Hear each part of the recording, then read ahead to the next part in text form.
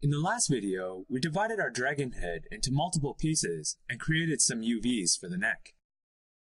In this tutorial, we'll finish off the rest of the head. Let's start with the crest. Apply the existing checker pattern material to the crest by right-clicking it and selecting Assign Existing Material. Like the neck, we're going to start with a planar mapping here.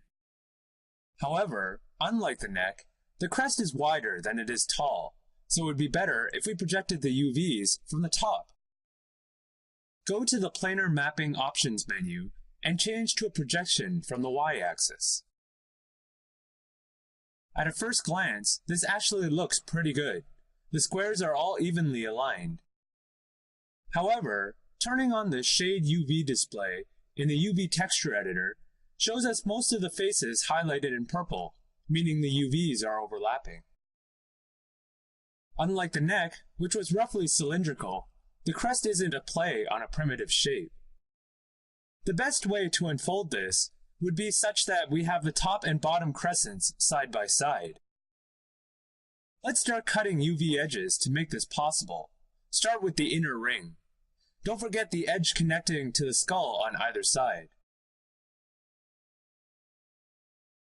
Select Polygons Cut UV Edges from the UV Texture Editor. Now select the edges along the outer rim of the crest and cut them.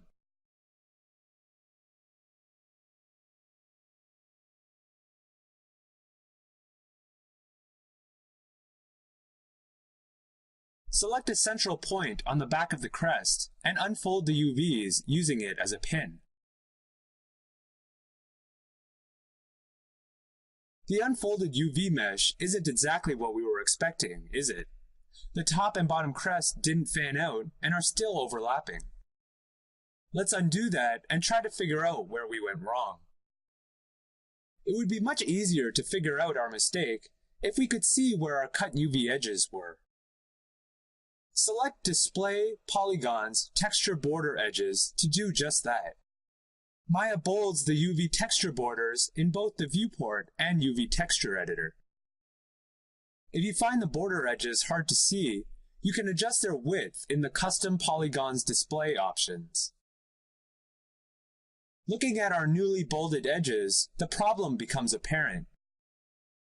We cut these edges such that they will become two completely separate texture meshes. However, if we want to unfold this, they need to join up somewhere. Select the two edges at the back tip of the crest. Now sew these back together using the Sew UV Edges command in the UV Texture Editor. Now once again, select a central point to pin and try unfolding again. This time, we'll also constrain the unfold to vertical, since we know the direction we want to unfold in. Now the crest unfolds nicely into two crescents.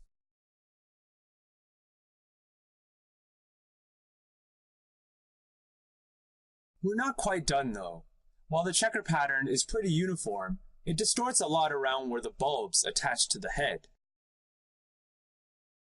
We can smooth this out using the Smooth UV tool. Select the UVs in the bulb area and then click and drag the Unfold option to the right. Notice that as you unfold the localized area, the texture smoothes out in the viewport. Select all the UVs and move them to the side. This will make our UV plane easier to lay out later. We can mostly follow the same steps for the skull. Project another planar mapping along Y and cut the edges along the line of symmetry inside the jaw.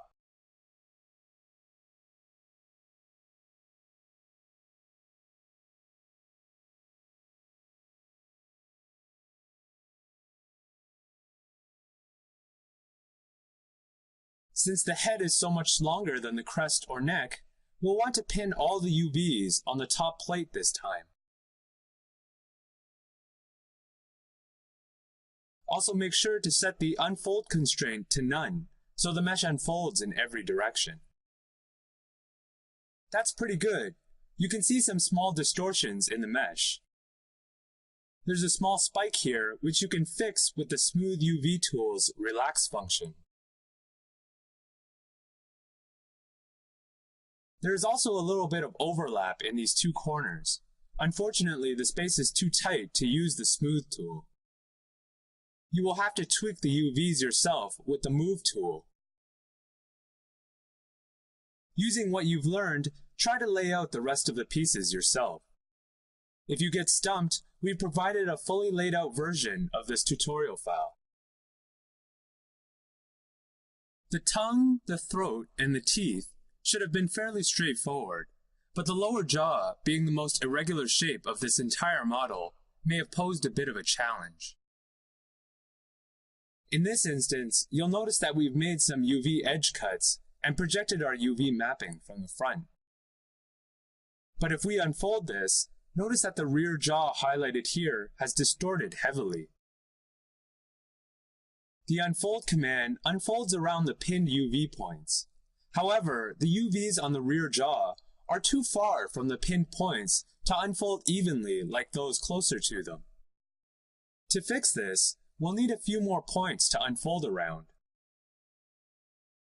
Undo the unfold and find these 2 points on the outer edge of each jaw.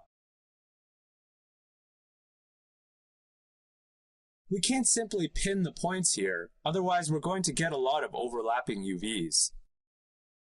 Instead, in the UV texture editor, move these 2 UVs down from the upper jaw. This will give the mesh some room to unfold. Now shift select the UVs on the front of the jaw and run the Unfold command again. This time, the outer jaw unfolds more evenly around the 2 pinned points. In general, you can drag UV points around and pin them like this to better control how your mesh unfolds. Now that you have all these separate pieces unfolded correctly, it's time for us to recombine them back into a single head. Select all the pieces of the head, minus the corneas. Just like the neck in part 1 of this tutorial, we'll have to select the UVs for each of these objects individually, scale them, and lay them out so that they aren't overlapping. Try to make the larger and more prominently visible areas of the mesh larger in the UV texture editor as well, to allow yourself room to paint the proper details. Now that all our objects are laid out evenly, we can recombine the components that we'd originally separated. Select the neck, crest, skull, lower jaw, tongue, and throat, and then select the Combine command. Now select all the vertices and select Edit Mesh, Merge.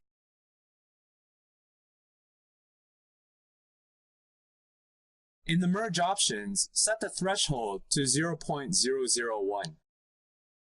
We want the threshold small enough so that all the overlapping vertices from the different objects will merge, but not the vertices that are simply close together.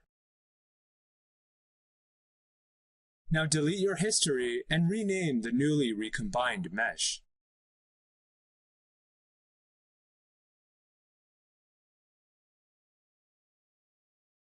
We'll leave the teeth and eyes as their own meshes for animation purposes, but you can shift select them to keep them on the same UV space. Now, like part 1 of this tutorial, you can output a UV snapshot to paint in your 2D authoring software. After creating a texture in our 2D authoring software, we need to apply it to our model. Select everything except the corneas and create a new blend texture called Dragon Matte.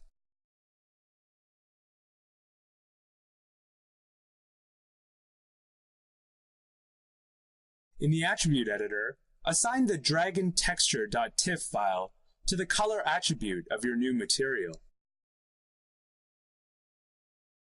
As a bonus, we've also included a normal map for the dragon skin as well. Load the dragon normal file in the bump mapping attribute.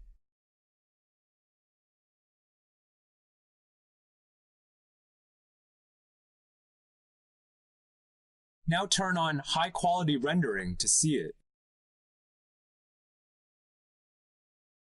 If you find the skin too shiny, you can adjust the specular color to matte it.